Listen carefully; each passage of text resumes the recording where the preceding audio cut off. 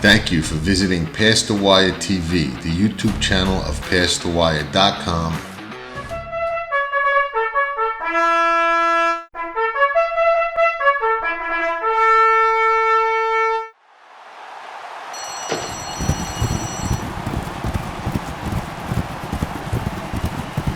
Sure Bet Coffee.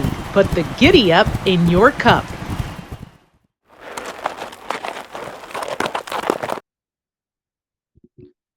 And welcome to Past the Wire TV. I am your host, Michael Vale. Actually, do not have a name for the show yet. I still have to do that. John's been bugging me, and I haven't done it yet. But I'm joined by none other than my brother, Matthew Vale. And with this show, we obviously have a lot of horse racing on Past the Wire. That is the main purpose of the website. On this show, we're gonna obviously tackle a lot of horse racing, but I also want to do some pop culture, some sports betting, and a few things outside of horse racing as well. Today, we're going to cover March Madness. Selection Sunday was just yesterday. Matt, how excited are you? Extremely excited. Just there's nothing better than physically printing out a bracket. I was about to say you've always been a physical guy, and you're a circle guy, right? You're not a highlighter guy. Oh no, I love the highlighting. You love the highlighting? Write in pen, highlight the winners, and like literally I keep a blank bracket with me at all times, and I will fill in the teams like as like they win. So then it ends up like with the real time bracket. Are you like a bracket of integrity guy, or you filling out like just a shit ton of brackets? No, I like one bracket, so I kind of went off the cuff bracket. I'll make a few tweaks during the week, but one bracket, because you can't say like, oh yeah, my like 20th bracket like won the pool. Like no, if you're putting multiple brackets, like if I put one pool or one bracket for my work pool and one bracket for my for my family pool, like there might be reasons to do that, but for the most part, it's like I think that this is the best choice, and I think it's one bracket. And there is reason for that, and I'll get into that in a second when we give a few betting tips. But I couldn't agree with you more. I'm usually a bracket of integrity guy. I try to just fill out one. Again, if you're in office pools, you want to adjust it a little bit, and we'll talk about that. But yeah, there's nothing better. Nothing better than printing out a physical. Nothing better than physical bracket. You're filling in the own team's name, and yeah, when there's more highlighter and less X's, there's no better feeling. It's the absolute best. Is college basketball your favorite other than NFL? Probably your favorite sport? And honestly, it might be number one. And I judge it by it. So and obviously you probably talk about it on the show, but Michael's obviously a Purdue grad as well as I am. So unfortunately, Purdue sports fans. So it definitely big there. But so I'm gonna watch every Purdue game no matter what. But I judge how much you love a sport based on how many other games you're going to watch other than your favorite team or teams that are relevant to your team, basically by proxy. So I was lighting it up like watching Loyola versus St. Bonaventure like during this week, and when you're watching just like these kids that are making a free throw and foul contest, and it is not beautiful basketball, but it is crazy and epic, and it's what makes March Madness so exciting is because it's not professionals, like they're amateurs for a reason. There's a hell of a lot of skill in there, but it's just so much passion, and there's nothing better to watch than March Madness. No, I couldn't agree with you more, man. I still think NFL outside of horse racing, NFL is 100% my favorite sport, but I think college basketball is right there for me. And I'm not going to pretend to be as much of an expert on college basketball as you are. That's why I got you on the show, and I'm excited to go through these with you. That's why I'm not talking horse racing. Yeah, well, listen, we're gonna have you back on because I've been dying to do a couple horse racing related things that aren't quite analyzed races, and I think I'm gonna bring you on for those too. The first thing I want to do is just go over just some very basic general betting tips. Especially if you're a little inexperienced, if you're not as comfortable with college basketball. The first is, when you get the bracket, it's so many teams. You're looking at the rankings. You might not be familiar with any of these teams. How do you pick a winner? Because really, if you're in any office pool, you got to pick the winner to win, right? There's no other way to do it. And the first piece of betting advice I would give you is make sure you're picking a balanced team. That sounds obvious, um, but a lot of people uh, will just kind of pick the blue bloods and not necessarily pay attention to the stats, right? Uh, the and when I say balanced teams, I mean offense and defensive rankings. And if anybody who's familiar with college basketball, we kind of all worship at the altar of KenPom, right? KenPom rankings are the easily the most widely used analytical data in college basketball. Anybody who bets college basketball, even people that don't, right? I mean, you're how often do you go to KenPom during the season, Matt? It's funny you mentioned Oh, Purdue. Like when I was KenPom has loved Purdue even before we were good. It's crazy. We're always ranked higher than we are. absolutely, and especially when I was writing articles on a weekly basis, I was there every day that I was writing an article. Yeah, it's absolutely invaluable. Because look, over the last 18 tournaments, there's only been one champion that's ranked outside the top 20 offensive efficiency according to Mhm. KenPom. And there's actually been zero. And by the way, that one team was UConn 2014, which I believe isn't that Shabazz Napier team? Yeah, because the Kemba Walker team was the Yeah, 2011 team, but that was the Kevin Ollie, Shabazz Napier, Ryan Boatright, like that was a fun team. that I was a think they fun were an team. eight And seed that year. I was about to say it's probably one of the longest ranked to ever win. So they're the only team that's been outside the top 20 offensive in KenPom that's won the whole thing. And there's actually been zero that have ranked outside the top 20. And in general, you want to pick teams that are both, right? That gives you their best chance. And this year, there's 5 teams that qualify, both top 20 offensive and defensive in KenPom. That would be Kentucky, Duke, Tennessee, Texas Tech, believe it or not, and thank God Purdue. So maybe Purdue has a chance. We'll see. But that would be my first betting tip: is when you're trying to pick a winner, I would generally start looking at KenPom's defensive efficiency ratings, then go to offensive and try to pick the best combo of both worlds in order to pick your winner. Yeah, Uh, but there is a limit to how low you can fall off the defensive. So we'll get into those in the region by region. But the three teams that I would worry about, like where you're going to fall in love with their offense, but you're going to get bit in the butt by their defense, are Kentucky, Illinois, and Bama. And Kentucky, I think, has the highest upside of all of those.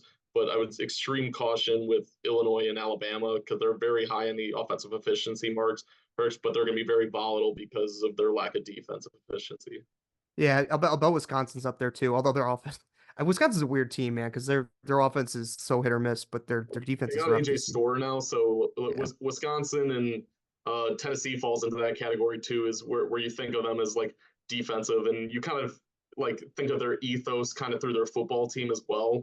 But Yeah. they got a stud transfer, AJ Store, that is bringing some excitement to Wisconsin basketball. Uh, the second tip I have is pay attention where the games are played, and this is especially in the first round. There's a lot of games, and this happens. Uh, it actually I looked through the bracket this year, and we talked before the show, Matt. There aren't as many examples of this year, but there are, I'll call it pseudo home games for a couple of these teams where Purdue's probably the best example is playing their first 2 games in Indianapolis, right? Huge home court advantage for Purdue there, even though this is technically a neutral site game. The other reason to pay attention to where teams go is, uh, and you also want to look at the tip-off time is you're going to get a lot of lower ranked teams that are either West Coast teams going east or East Coast teams going west, right? And we see this all the time where you get an 11 a.m. game uh, uh, uh, on the East Coast where you have a team traveling way further than they should be, coming out flat in the first half. So you want to pay attention where the teams are from, because it's not always obvious where the teams are from. Where they're actually playing the game and at what time. This mostly applies in the first round because each team has an equal amount of rest. It's really only the travel and the location of the college itself that differ.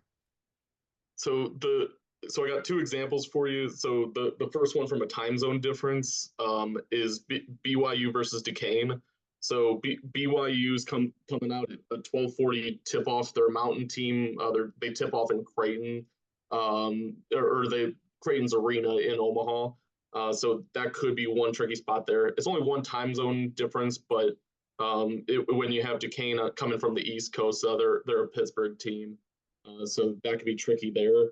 I think the most notable upset potential based on a pseudo home game is Drake over Washington State. They're also in Omaha, and Drake's located in Des Moines, Iowa, which is a 2-hour drive from Omaha, and you have Washington State coming all the way from Pullman. So That's gonna be a funny tough enough, one. that's the latest game.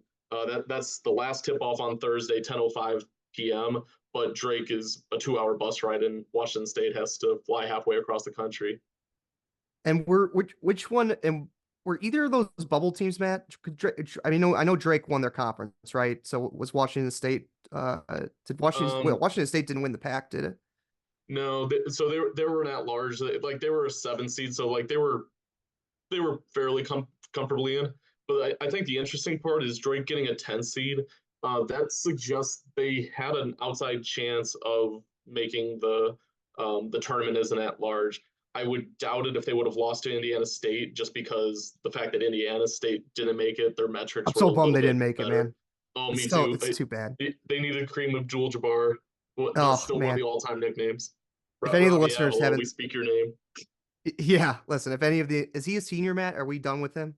I actually don't know, but yeah, also known as the White Jokic, also known. um, I forgot somebody, one of the pundits, like brought up another nickname. I was like, nobody calls him that. No, he's But Kareem uh, Abdul-Jabbar. Yeah, if any of the listeners haven't seen Indiana State play any basketball this year, highly encouraged to look up some yeah, highlights. Their center is something to watch. I'll tell you that. yeah, we were robbed of him not being in the tournament, but Yeah. Um, and then the fourth tip I have is based on, I'll call it the size of the office pool or the whatever family pool you're in, right? If if you're in a family pool and you're under, I'll call it 20 people, you're going to want to play a little more conservatively and a little more chalky with your picks because there's less people to beat. There's no reason to take more risk. And in general, it's you're trying to beat a small you're trying to beat a smaller field, right? And it's different than if you're playing in a big office pool and it's over 100 people. If you're playing in a pool over 100 people, you need to take some chances, and you almost need to treat it like, as a horse racing fan, you need to treat this like it's a single ticket pick six. And if you're going where everybody else is going, you have no chance of winning there. So just keep in mind the size of your office pool. Obviously, you might want to go chalky on your winner, like we talked about earlier. In general, teams that have good offensive and defensive efficiency win this tournament, no matter what their seed is. Don't worry about the seed. Uh, but when you're picking the other games, you want to pick the amount of risk you're taking versus the size of the pool. Uh, yeah, Go ahead, I Matt. think that's a good betting strategy. I think it's definitely um, um, I think definitely go the more conservative route. So I like going with the less volatile teams, just because to win 6 games in March is extremely difficult. So they might Yeah, have that Final Four upside, but they like there's which is why, to going back to the number one point of that offensive efficiency, defensive efficiency balance, there will be a night that they're going to probably score like 100 points in the first round and win by 40, and you're like, oh my god, this team's going to win it all. And then the next night their shots don't fall, and they don't have the defense to stop the next team they're playing. So they could make a Sweet 16, but like at some point the shots aren't going to fall, and how are they going to stop the other team? exactly. And then yeah, last betting tip is for over and unders. So and this isn't always true, but in general, if you're taking unders, it's a little bit better to take it in the first half, in my experience. And if you're taking the over, I always go full game. And the reason why is if you take the over for the full game, there's basically 3 ways you could win it, right? The first is if it's the right side. You just pick the right side. It was going to be over all the way. Doesn't matter. And then you have 2 other ways to win. One is overtime, right? We get this all the time, March Madness. A lot of these games are close. And if you get overtime, that's just a second life for you to get that over.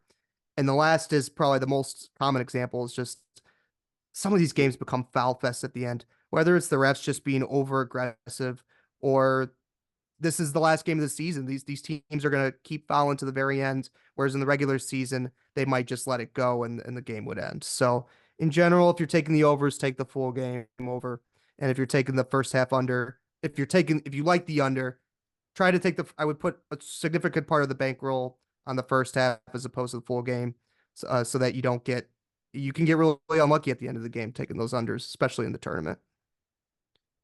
Sounds like good advice. I like it. There we go. So that's just general betting advice. Let's get into the meat of it, and I'm gonna mostly delegate to you, Matt. Do you want to start top left of the bracket, go to the east? Absolutely. You're a savage if you start anywhere else. After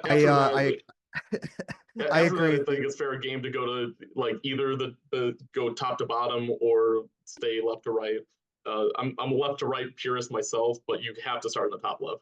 Anything else agree. inexcusable. So UConn is a huge favorite to win this bracket. They're minus 120 to win the final, to make the Final Four from this region. There are 4-1 to win the tournament. So they're your odds not your odds on favorite to make the Final Four, and pretty big favorites to win it all.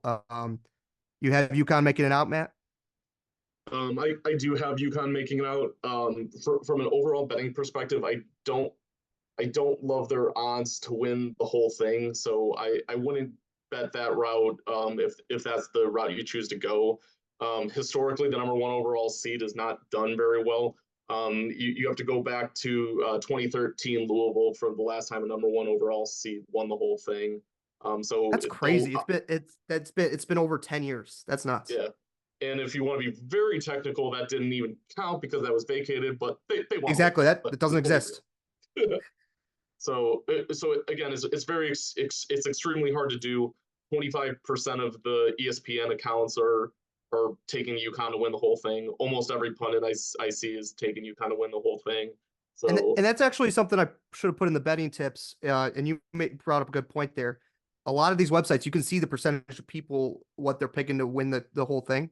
So again, if you're in a really large pool, picking UConn's a terrible idea. It's going to be really, really hard to differentiate yourself from the field to pick UConn. Whereas if you're in a small family pool like you and I are, you could pick UConn all day. You could, as long as you do better on the undercards. So except you got to be very careful just because I don't like it from a betting perspective of if you're going to Vegas and putting $20 on UConn to win the whole thing right now, do not recommend that at all. However, in your bracket pool, I think the strategy is slightly different because you could pick almost the entire bracket wrong. And if UConn wins, then if you have UConn, you have potential to win rather than if UConn does not win and you have 15 other people that pick UConn, you have zero chance. So yeah, it's a weird balancing act. But from a single future bet standpoint and normal sports betting terms, I would not take them. No, I completely agree. So you got UConn making it out. Do you have any teams? Because look, we can go game by game, but I want to try to keep this condensed for the viewers. I think the format I got is the favorite, the number one upset bet, a dark horse, and then a little bit about a couple of key teams in the region. So go ahead, cook, baby. So starting with my number one upset pick in the region, I do think it'll be extremely chalky coming out of this region in the first round. The only upset I actually took was Drake over Washington State. And I believe Drake right now is a 1.5 point favorite over Washington State. So I don't actually count that as an upset. The upset I want to go with, and I kind of alluded to it earlier, is BYU over Illinois in the second round. So I alluded to it earlier, but Illinois, they're really poor defensively. They're number 3 in the country in offense, but they're 93rd in defensive efficiency. They don't take care of the ball. They rank in 310th in the country out of 363 teams. They are sandwiched in between Mount St. Mary's and Fresno State in terms of where their ranking is in taking care of the ball. Not great. And honestly, the other part of turnover margin is not only are you not taking care of the ball, but that could also mean that you're not forcing turnovers. So it requires you to shoot extremely well, which they do, given that extremely high offensive efficiency number. And again, part of this is Brad Underwood's a hell of a coach. I really like him. He's a good guy. But other than his Stephen F. Austin team, he has not had a lot of postseason success with Illinois, losing twice as one seeds, including a team I picked to win it all with Kofi Coburn and Ayo Dosunmu. So Yeah. I would extremely caution Illinois. BYU, on the other hand, Mike, you talked about balance. They're actually number 16 in KenPom, so even being as a 16, that's a really good value. But they're also a really good balanced team in 11th in offensive efficiency and 48 in defensive efficiency. They might have one of the most impressive wins in the country. They went into Allen Fieldhouse and beat Kansas, and like that was before their injuries, right?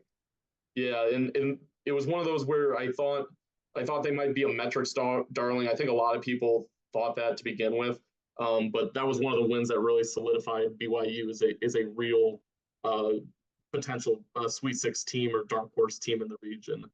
The other dark horse team I would want to talk about possibly as a flyer for making the Final Four is Auburn. So even as a 4 seed, they're ranked 4th in KenPom.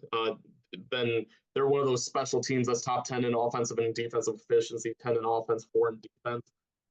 They're led by Janiah Broome, 16.2 points per game, 8.4 rebounds per game.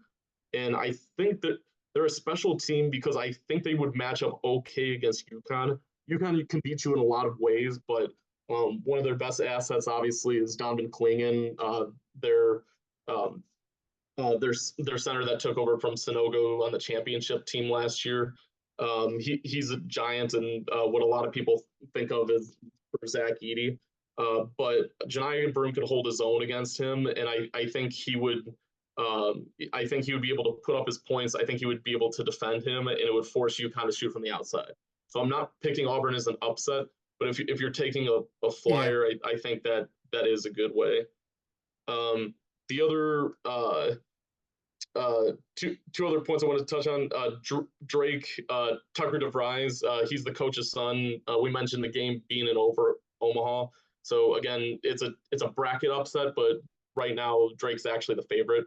But they're top 35 in free throw percentage, top 35 in 3-point percentage, and they're actually 12th in the country in assist to turnover percentage. So I think there's a small chance that they beat Iowa State. I lived in Omaha for a little bit, so I know proximity-wise in the Midwest, and a potential Drake-Iowa State matchup in Omaha, both those fan bases would really travel. I think that would make us a really special matchup there. But overall in the East region, it's UConn's region, and I'd be shocked if it's not. Iowa State has an extremely high floor, so they're not going to get picked off by a lower opponent. So even though I like Drake's numbers, I'd be surprised if they would lose to Drake. BYU could get picked off by Illinois, so I'd be surprised if she took them. So I think it's a UConn-Iowa State semifinal in the East region with UConn going to the Final Four out of there. Gotcha. No, I think that's all good stuff, Matt. And I will actually bring up the teams I brought up at the beginning of this video. I just looked it up. They are actually from last year's data, so I apologize. I'll update that and we'll get it in the show notes to get the actual qualifiers for top 20 and both categories. But so I understand your love for UConn. It's going to be really hard to upset UConn. They got a good path. It wouldn't surprise me if Auburn won, but Auburn just seems so up and down to me. It's one of those where completely agree with you on Illinois. It just seems like UConn's a tour de force, and it might be tough to beat them before the Final Four.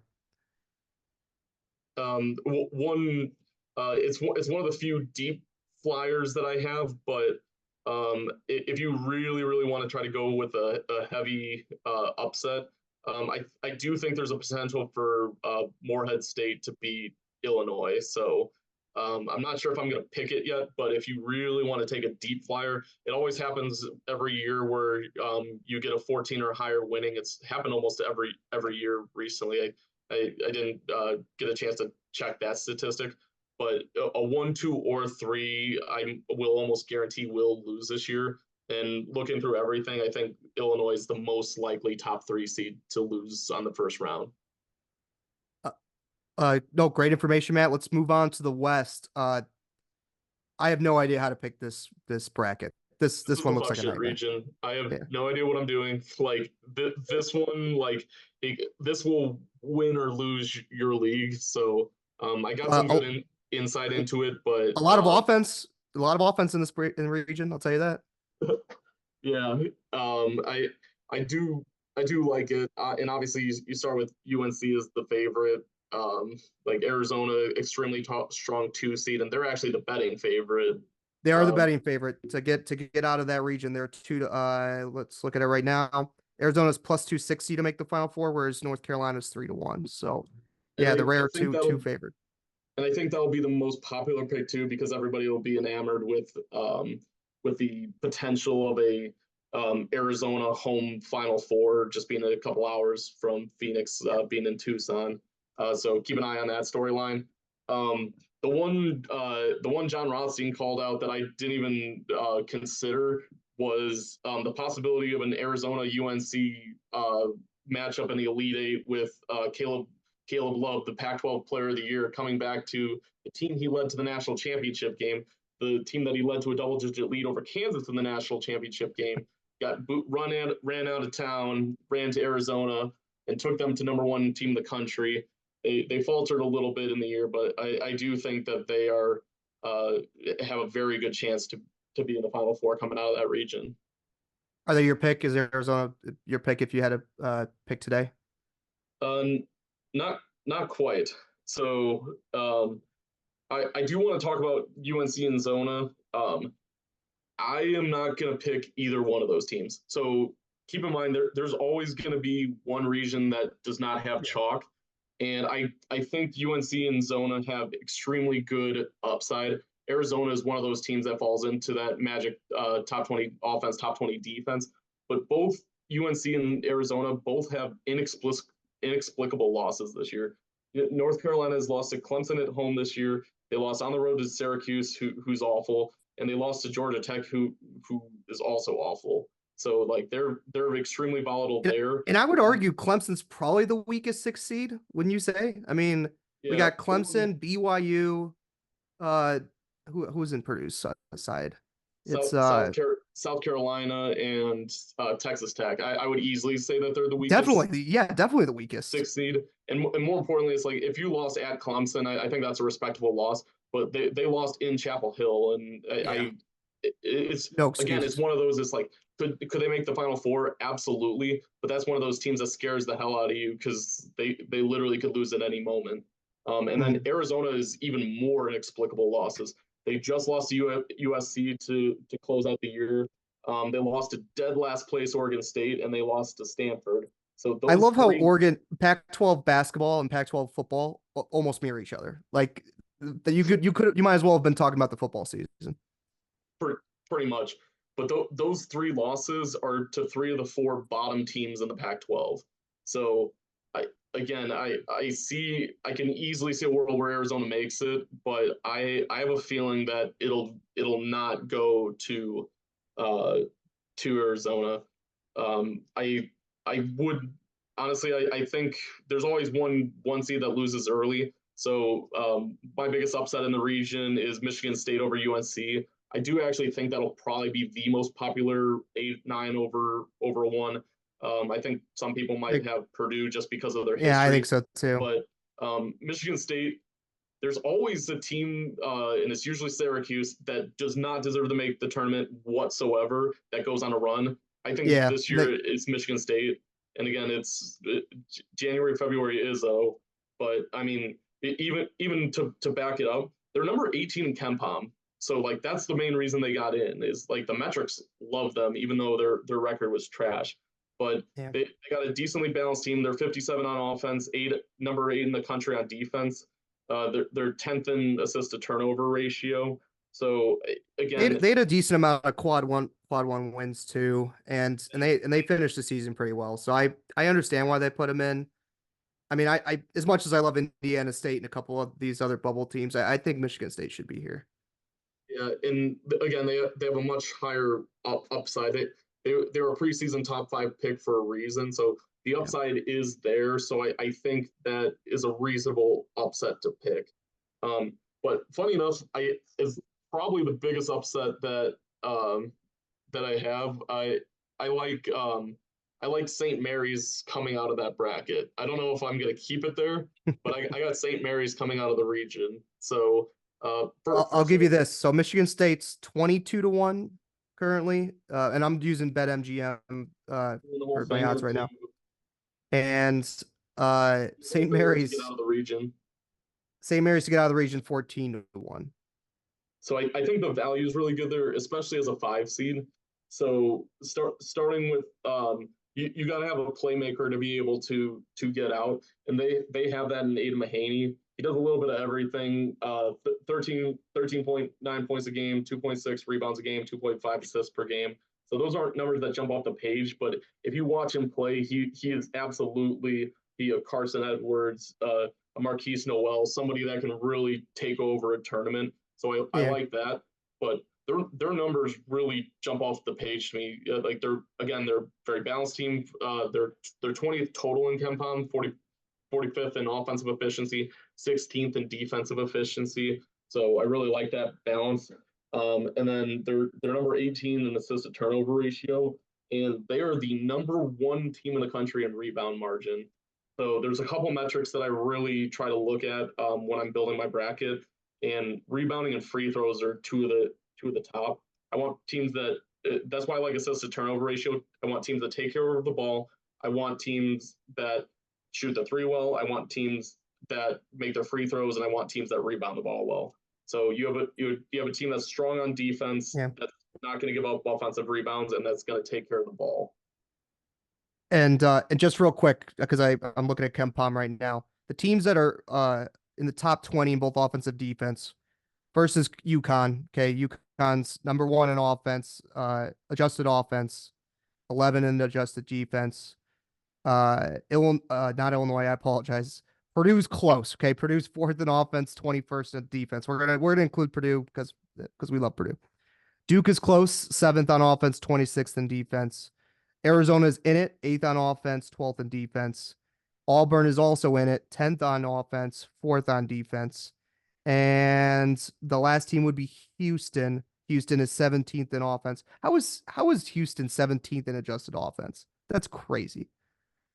But they're 2nd in defense, obviously. Houston's an incredible defensive team. So just to recap, that would be Houston, kind of Purdue, Auburn, Arizona, almost Duke, and obviously UConn. Sorry, keep going, Matt. I do think it's worth it to back up one step, just because there might be a lot of casual college basketball fans. Sometimes I take for granted the KenPom world, but there's a huge reason we talk about offensive efficiency versus defensive efficiency. So this is not points per game. So these aren't necessarily teams that score a lot of points. So it jogged my memory when you said Houston. You would not think of Houston as a team that's going to put up 100 in a game like Kentucky. But what that means is because they're putting up 65 to 70 maybe. Again, correct. So that means that even though they might not take a lot of shots, they're extremely efficient with their shots. So they shoot at a high margin. Sometimes that's high margin from 3. Sometimes that's high margin from 3-point line. So you have to be able to score at all 3 levels, and you have to be able to do it consistently at a very high level. So that's why offensive and defensive efficiency rather than points for or against are a much more telling metric. Mm-hmm. No, it's that's couldn't have made a better point, Matt. And again, I apologize. I'll be more organized on future shows. Most of our shows will not have a deadline. This one had to be done today because it was just Selection Sunday. We're 2 days away from games. Matt and I both have 2 kids. So sometimes we got to start the show when we can. And so I apologize for not having that in advance, but really good information. Let's continue with that. Anything else on the West region, Matt? So St. Mary's for sure is who you're picking to come out of the region for now. Not for sure. For now, yes, that's the correct term. I think one more notable team. A few people are talking about them, but I do really like New Mexico. They're fun to watch. I'll tell you that. Yeah, and again, it's Richard. It's a combination of sons. So for some older members, Richard Pitino, he's Coach Rick Pitino's son. And then Jamal Mashburn Jr. is the leader on that team. He's a hell of a lot of fun to watch. Yeah. But again, I really like their upside, and I think that's an extremely easy pick. I wouldn't be shocked if New Mexico closes a favorite. Do you got that line handy for New Mexico? Yeah, you know what? Let me look up that line right now because I'd be shocked if New Mexico's not favored. Yeah. So again, it's a bracket, it's a very good thing to know if you're into sports betting, but you're not into March Madness.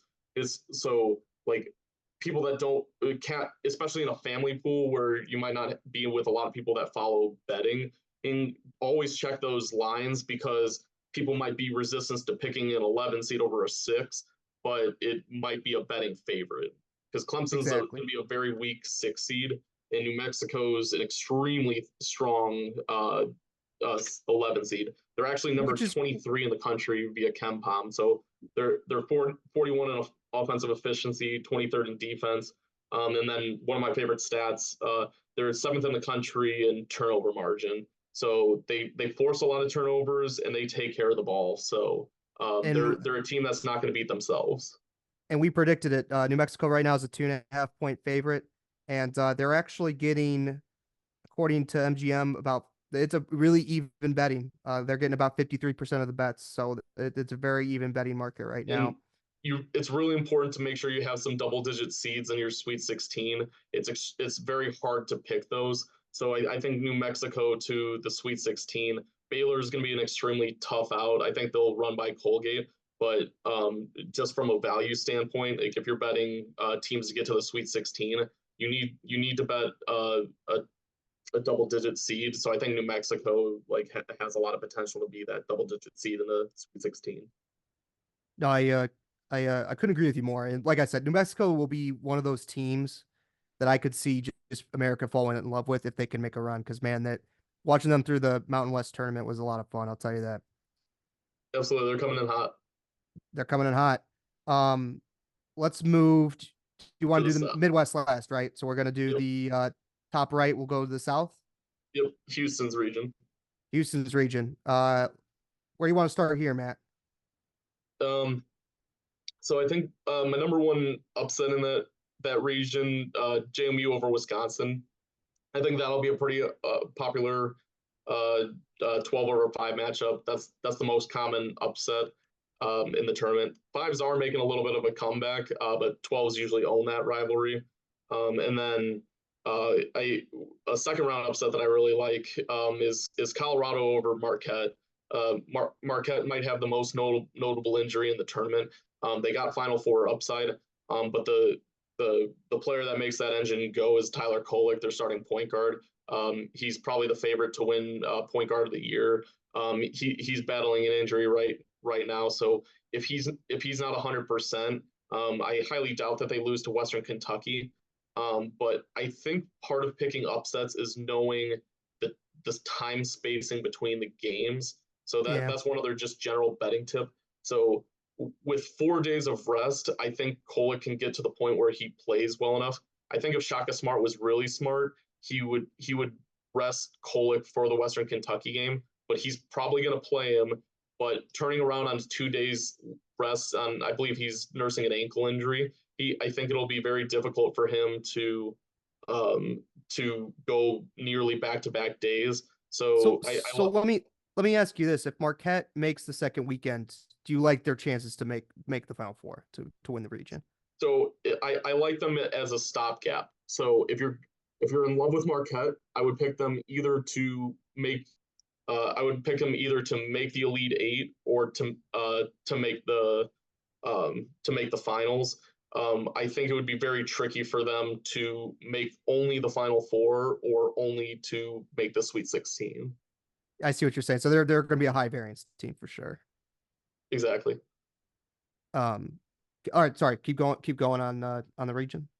Yeah. So the other part of that upset logic I really like, Colorado 26th in KenPom, again very balanced, 25th offense, 42 defense. In their latest six-game win streak, they're the 14th best team in the country in Bart Torvik, so they're coming into the tournament really hot. They got a really experienced trio: Tristan Da Silva, KJ Simpson, and Cody Williams, who's going to be a lottery pick. They're number six in the country in 3-point shooting percentage, number 17 in the country in free throw shooting percentage, and number 15 from rebounding. So they got And right experience. now, Colorado's in the play-in game. They're 2.5-point favorites over Boise State, and they're playing in Dayton again, right, for the play-in Yes. games. Yeah, And I believe it's 11 out of 12 years that a team from Dayton has advanced to the round of 32. it happens a lot. Rust versus Rust. Rust almost always wins in these situations. You're right. These playing teams are dangerous come tournament. And it's very unfortunate for Florida. They lost their starting center to a pretty gruesome leg injury in the SEC tournament. So I think a lot of people are going to fade Florida, but I do think even if it's Boise State, I think both of them have a potential to beat up a banged up Marquette.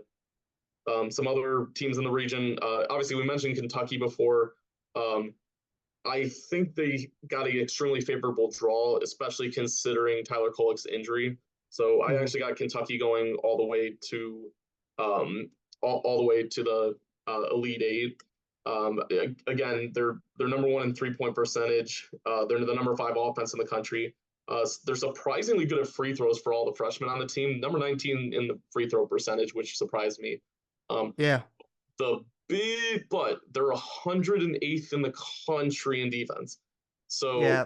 again, they have a lot of players that can do it. I think that's one of the things that does give them a higher upside than Alabama or Illinois, in my opinion. Even though they do have a crappy defense, they have shown glimpses of being able to turn it on. I think they got a favorable draw. But that's the thing is like, it's not that I love Kentucky. I just don't know who's going to beat them in this region. I mean, you already talked about the issues with Marquette. I mean, who else scares you? I mean, Houston. Florida's banged up. Colorado's. I mean, it's going to be they're Houston. decent. Honestly, it's probably the most confident I'm in an Elite Eight matchup for a region. Houston, Kentucky. I'd be very surprised if that matchup doesn't happen. And I got Houston winning the region. Again, they're number one team on KenPom, number 1 on offensive efficiency, number 11 defensive efficiency. Got a hell of a backcourt duo with Jamal Shedd and LJ Cryer. Kelvin Sampson's awesome coach. He's done it before. He's made it to the Final Four. He's made Sweet 16s. He's made Elite Eight. So he's very experienced in deep runs. He got a very favorable draw on the top of the region, and Kentucky's gonna wear out at some point. So I think Houston's is a pretty safe pick to win that region. And real quick, I think you're looking at UConn for 1-11. So Houston is 17th in adjusted offense, whereas they're number 2 in adjusted defense. UConn's the 1-11. My apologies. Oh, dang it. No worries. It's easy to flip them, man. But to your point, Houston really good. It's all right, my friend. Houston to win that region, I think it's a fairly safe bet.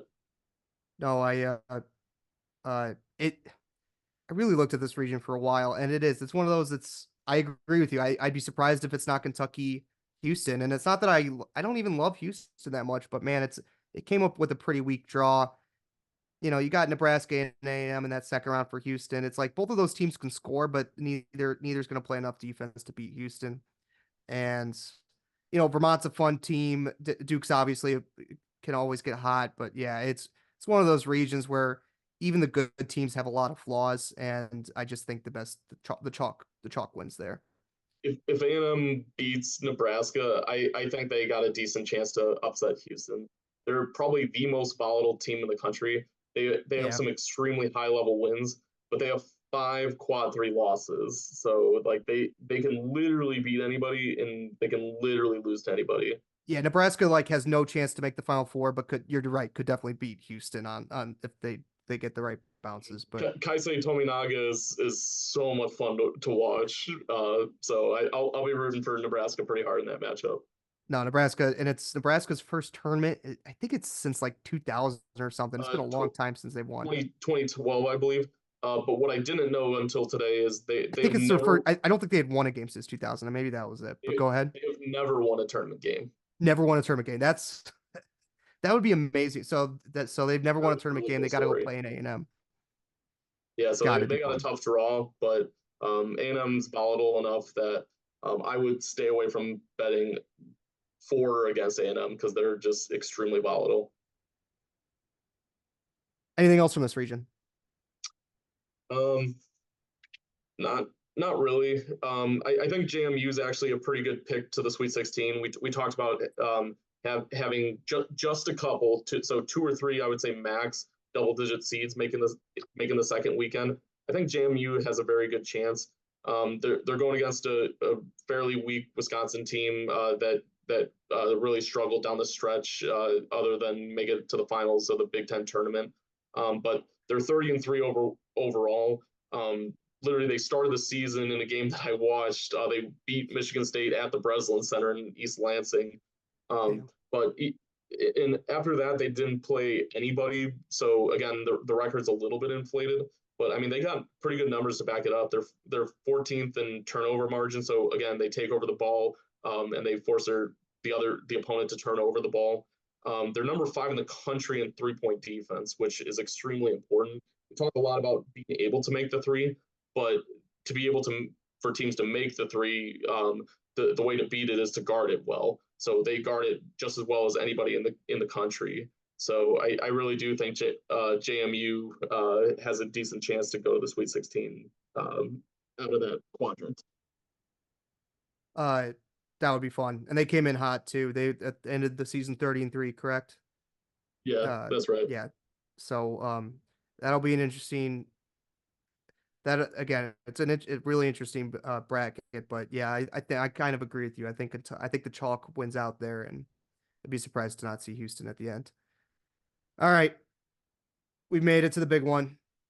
So Tell me how Purdue wins this bracket, please. So funny enough, Give me hope. Rothstein likes to name his brackets, and I almost sent this one in because I thought of it immediately. This is the region of redemption.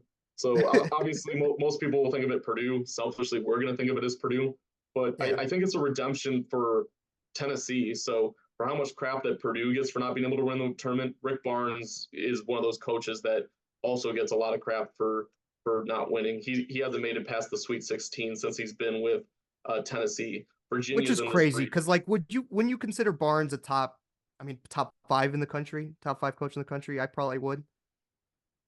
If not top 10, I mean, Barnes is a hell of a coach. He'd be top 10, top 15 in my opinion. But he's an extremely good coach. His teams are always well disciplined. They're going to play hard. So I really like. But other than like Izzo and Hurley, and a couple of the other obvious ones, who are you taking above Barnes? And you're right, he has not had tournament success. Yeah, but I mean, Mark Few would be in that conversation. Kelvin Sampson would be in that conversation. Yeah. I'd probably take Painter over him because Painter has a very similar resume to him. Painter's basically the same guy, right? It's the guy who just can't win the big one. I mean, he's definitely had more regular season success than Rick Barnes. But anyway, it's a good point. I mean, it's definitely redemption for them. They need to make noise in this tournament, just like Purdue does. Yeah, but Virginia being in this region, the team that every single person on the planet did not want in. So like they're in this region, obviously the ultimate redemption story. Creighton is a questionable foul call away from being in the Final Four last year, and then obviously the crown jewel is Purdue, like hoping to do what Virginia did after losing. I was so mad the committee didn't give us St. Peter's again. Like that was so obvious that they just couldn't make it happen. But that's okay. And a lot of people have talked about it, but I think Purdue did get a pretty favorable draw. I think that'll be a very good bet to take Purdue in the first round against Montana State or Grambling State. Purdue's going to be faded so hard, and that number is going to get bet down. And this is not the same Purdue team from last year. So I would highly recommend taking Purdue in their first game. They are going to have a tricky second round matchup against either Utah State or TCU. Utah State, an underseeded team from the Mountain West, they easily could have been a seed line or two higher.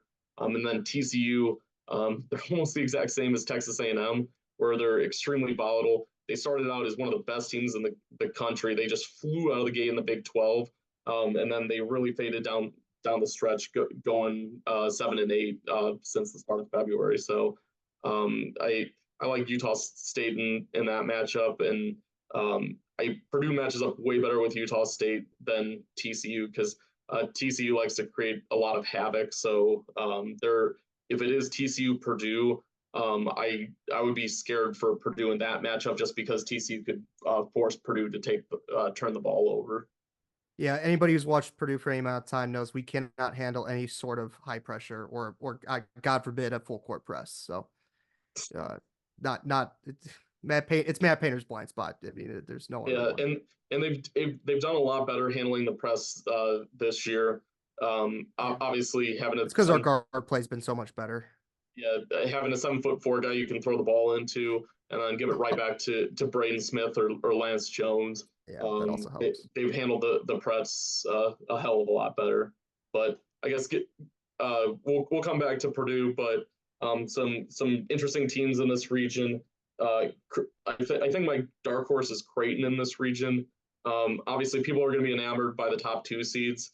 I don't think it's a very deep region where I'd be shocked if Purdue, Creighton, or Tennessee doesn't come out of the region. So I'll take Creighton as a dark horse.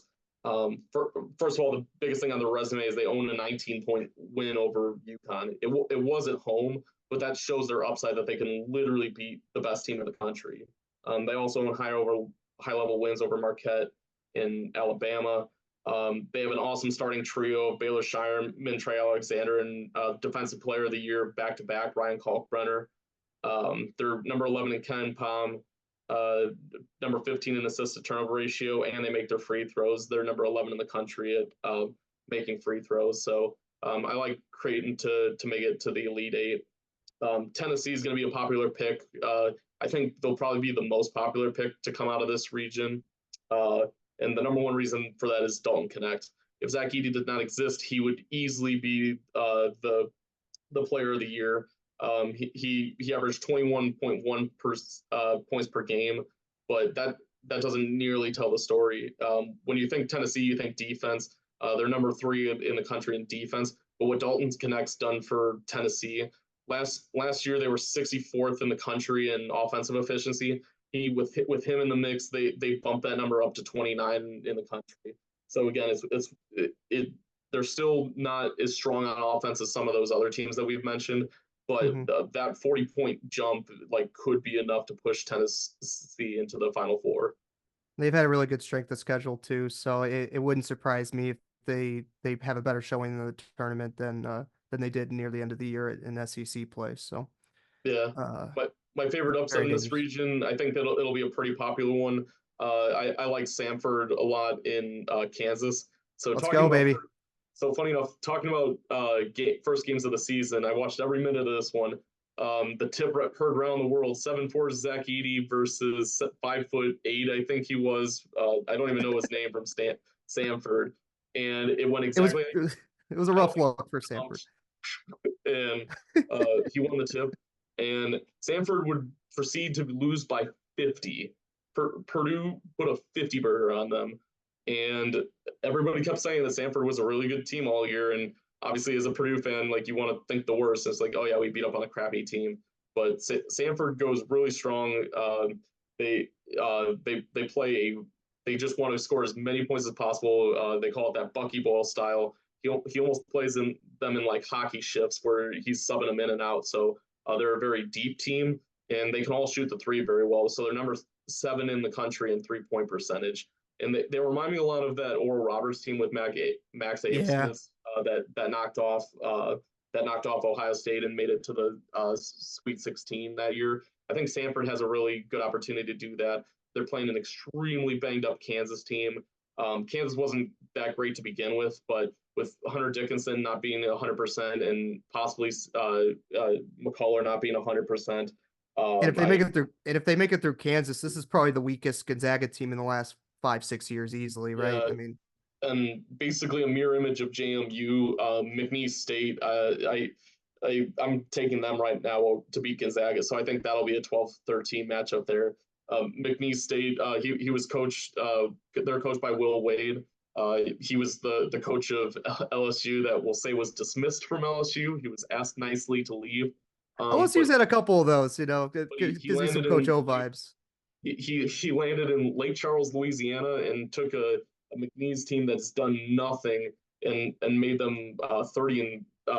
So they're one of the 30-win teams in the field, and I think they have a chance to knock off a Gonzaga team that I wouldn't say is bad, but frankly they were extremely overseeded. They only own outside of their win over St. Mary's, they only own one quality win, and that was at Kentucky, which was an excellent win. It was in Rupp Arena, but that was during Kentucky's historical slump inside Rupp Arena. So I won't take anything away from Gonzaga with that win, but an extremely small sample size.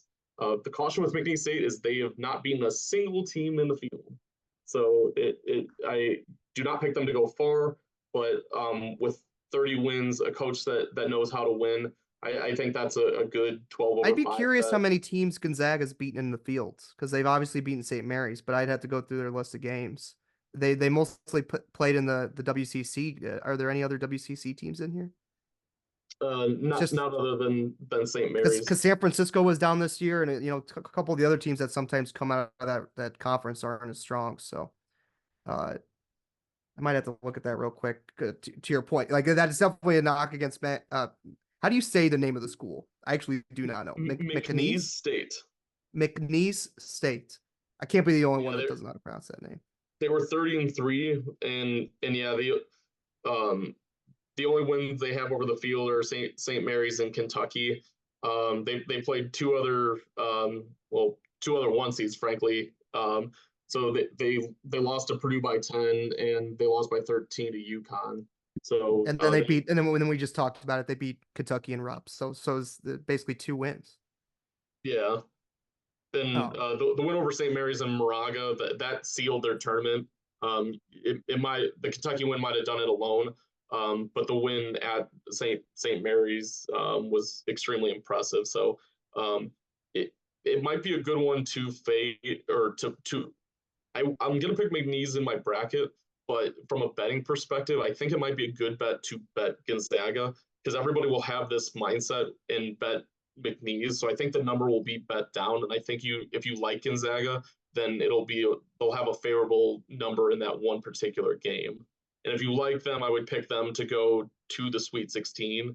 Can you look up their odds really quick? What Gonzaga is to make the Sweet 16?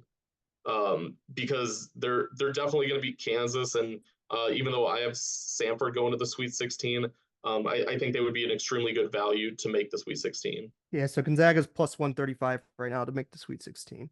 I think that's an excellent value, because I would call it a 50-50 shot. So you call it a minus 110 to beat McNeese. So, and then they're going to be the better team over Samford or Kansas. Let me see I just want to know what their no, it's an interesting way to look at it. It's one of those brackets. When I came out as a Purdue fan, I felt pretty good. I really did. I mean, this is another one where even the decent teams have a lot of flaws, or they're injured, or they're a decent matchup. Is there any other team you want to talk about before ending with Purdue here? Nope. So for Purdue, so they are the team that I have coming out of this region. So again, just no going in, but just biased Purdue fan coming out. But I am a very realistic Purdue fan. So in all the years that I've been doing, like, you are. I will vouch for anybody who doesn't know you. You are. Most Purdue fans are. We're very realistic because they disappoint us so much. Yeah, because again, being Cubs fans too, like, and Bears fans, and seeing a lot of other misery, like we know how it goes, and usually expect the worst. So much. So last year hurt a lot, not gonna lie. But it to me is all about the first weekend for Purdue, because I really do think that they'll just pound the crap out of Montana State or Grambling State. So if you're fading Purdue, just don't be stupid. Don't bet the 16 seed. I truly think if you're going to bet them to lose against Utah State, or TCU would be the worst matchup for them. But if they make the Sweet 16, I think they're a shoo-in for the Final Four.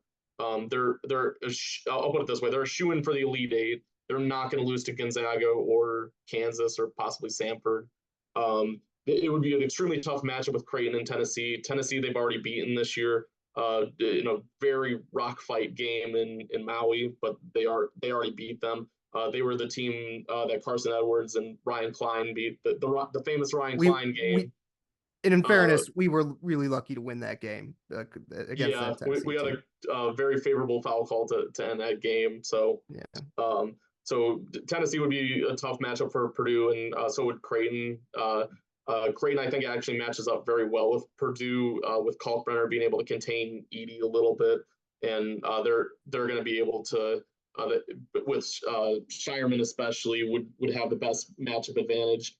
For Purdue, I think it'd be a healthy dose of Cam Heide and Eaton more than to get a little bit more length to contain Shireman.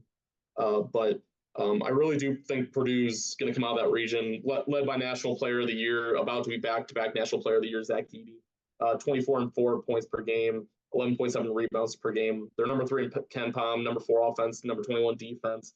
They're number 17 in assist to turnover ratio. So I thought that was a pretty interesting number because they are prone to turn over the ball occasionally, but they take care of the ball. I would say they get into turnover fits. So they're usually good at taking care of over the ball, but just be careful if they get a little turnover happy. They don't turn it over until they do. It's what it sounds weird to say, but you're 100% right. Extremely accurate. But also they're the number 2 rebounding team in the country. Yeah. And I think what a lot of people don't know about the biggest difference between this Purdue team and last year's team, how Fairleigh Dickinson beat them was they just beat the crap out of Edey down low, and they forced Purdue to beat them from outside. They could not shoot the 3 ball and make wide open threes. Purdue is number 2 in the country in 3-point shooting percentage. They've been going back and forth with Baylor for number 1, currently sitting at number 2. But this team makes their open shots, and especially Mason Gillis, like he's going to get you a bucket anytime you. They're the first Purdue team that really has, I'll call it, a confidence and a swagger. We've had some talented teams, like you're saying, but this team is confident, and when they're open, they expect to make the shot, and this team has, at least up to this point. And for people who don't follow Purdue during the year, again, they're going to be an extremely popular fade.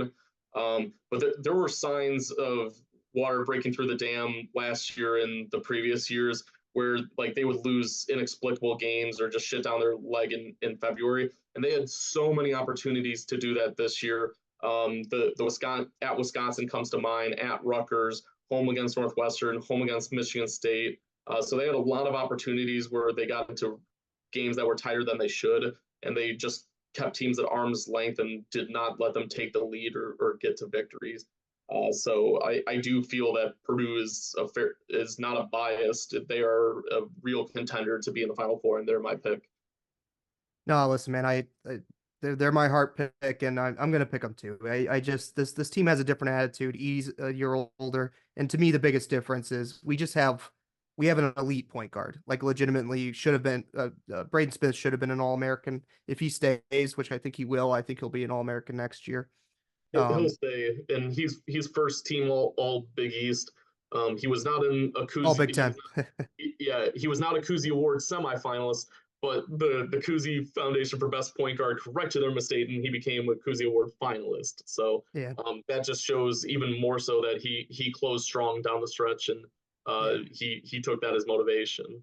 So going into the Final Four itself, I'll start with mine. I have UConn, Houston, Purdue, and St. Mary's. St. Mary's being the one wild card. Basically, pick a team out of a hat from the West is my analysis there. But I do think St. Mary's would be decent value coming out of that region. Whoever's going to come out of that region is going to lose to UConn, so I think UConn is a very easy pick to make the finals. Houston Purdue would be an excellent matchup, and obviously you and I would be overjoyed. So breaking down that matchup a lot. I don't think Houston wants to beat you up, and they want to grind you down. But I think Purdue has enough to get past them, especially like they don't have the size to match up to Edey. So it'd be very important how the game is called foul-wise. because if the refs actually call fouls in that game, and I don't want to get into a discussion of how Zacky's officiated. Like, I understand the frustration if I was not a Purdue fan, but again, I do think that they would be an okay matchup for Houston. So if you want to pick Houston to come out of that region, um, sometimes I think there's some value in picking the safer bet. So if you're looking at it, who's more likely to make the Final Four between Houston and Purdue? Oh, Houston. I think Yeah, no it's question. yeah. I mean, I think Houston could easily lose to Kentucky. I think Purdue could easily lose to Tennessee or Creighton. So I think that's kind of a toss up there. So I like Purdue personally. That might be a little bit of bias showing through, but Yeah, they have I a think a very good little bit there. As yeah. much as I love Purdue, I think Houston's got a much better chance of making it. But go ahead. Sorry. Yeah, so I got UConn and Purdue in the final. They were the two best teams all year. Everybody talked to. So what I it agree gives with to you. me is the Gonzaga Baylor vibes. So everybody thought there was going to be a lot of disparity or a lot of parity that year. And it ended up being the best two teams that Yeah. had separated themselves out most of the year. And I think that'll be what happens this year. Everybody talked about UConn and Purdue as the two best teams the vast majority of the season. Houston crashed the party for a reason they deserve winning the Big 12. But in the UConn Purdue final, I love Purdue to death, but I think UConn's the pick here. It's there. I just don't see how they lose. They can beat you in so many ways. They can beat you up inside with Klingon. They can have a guard shooting night with Tristan Newton. Stephen Castle is awesome, and then the pickup of Cam Spencer was one of the best moves in the transfer portal. He's just an automatic bucket from the outside. And then, especially with Carabin coming back on lately, they just have so many weapons. And if one player is not having a good shooting night, they have enough talent to pick them up. So I think UConn was going to, my pick to win it all is UConn to be the first back-to-back national champion since Florida with the Billy Donovan, Joakim Noah teams. Which is crazy. And you know what, an even crazier stat, because you mentioned Edie's almost certainly going to win Player of the Year again. Hasn't been done since Ralph Sampson, which is amazing. When that would have been what, 1984-ish, something like that. Yeah, 84, that's about 85 right. maybe. Yeah, Ralph, for people that don't remember, Ralph Sampson was he 7'6", I want to say. No clue. He was taller than Edie. I think he was 7'6". Was an absolute Hall of Fame, college Hall of Fame legend from Virginia. Uh, when Jim the Jim Valvano NC State team, they beat the Ewing Georgetown team. They beat the Michael Jordan UNC team. They think the best team was the Virginia team with Sampson. When if you watch any of those documentaries, Wittenberg talks about Sampson like he was way better than Jordan, and at the time he was, you know. Yeah. So the So fact that who? Edie joins that lineage is pretty cool. Yeah. So funny enough, I actually think Purdue matches up better with UConn than Houston. Because I think Edie's a much better player than Klingon. Way better. I completely agree. I think Tristan Newton would give them a little bit of fits, but I think Lance Jones has the potential to lock them down. Cam Spencer would be the one that would be the toughest matchup. So similar to how Purdue would have to defend Baylor Shireman, I think you would need a lot of length and athleticism on the wings. So I think it'd be a steady dose of Camden Heide and Ethan Morton. No, you know what? It's I'm really excited, man. I'm really nervous. I gotta end this soon. My kids are about to come in screaming. Sounds good. So let's end with your Final Four pick and your champion. It's gonna be similar to yours, man. I'm picking Purdue against my better judgment, unfortunately. To win the whole thing. No, just to Final make the Four. Final Four. I'm gonna have UConn coming out of the East. In the South, I actually think I'm gonna pick Kentucky. I just think I've seen this story before where Kentucky's got a bunch of freshmen that start to put it together by the end. Reese I, Shepard's so much fun to watch. he really is, and they score a You got billion points, you and got Reeves there and Dillingham, and like you have so many dudes on that team and that are going to be great NBA players. yeah. And listen, I know they don't play defense, but you know what? Calipari tends to get those guys to play a little bit of defense come tournament time, and I just don't think there's anybody in that bracket that can take advantage of that lack especially of with D. especially with Marquette's injury issues. Like I think Marquette, like with a healthy Kolik, would beat them. I actually think pretty handily. But Um, with his question mark there, then I like Kentucky in the Elite Eight. So I think that's a good pick for the Final yeah. Four. No, I appreciate it. And you know what? And out of the West, I'm with you. Just throw a dart and hope it hits something. I'm probably going to take a flyer on Michigan State to beat North Carolina, because really all I'm going to pick Michigan State to go to the Final Four, and really all I'm betting is that they beat North Carolina. Just one of those deals. I really hate the bottom of that bracket. I think as much as I love New Mexico, they're not going to make it. Dayton, Nevada's whatever, and Arizona couldn't come. Well, yeah, we're ending soon. Sorry, my kids are coming in, so but yeah, that's what I got coming out. How your kids doing, by the way? They're doing good. They're doing good. Um, I was gonna say Carson doing good. surprisingly they've let me alone. My 3-year-old Carson, yeah, he's a pistol, but Yeah. he's not come barging in. So shout out Vivian and Carson. So thank you, Well, Michaela, for that. you're a great dad, and even better at analyzing college basketball.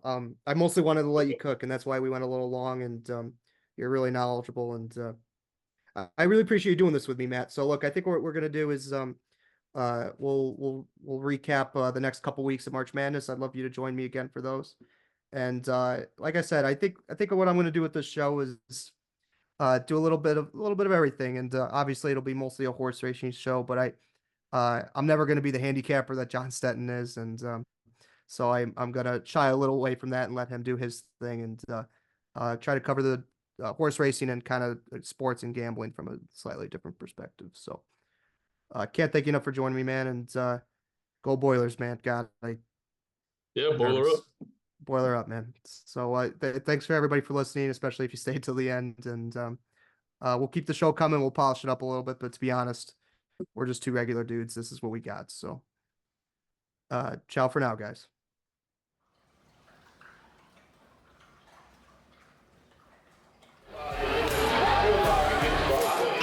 Nobody does it better.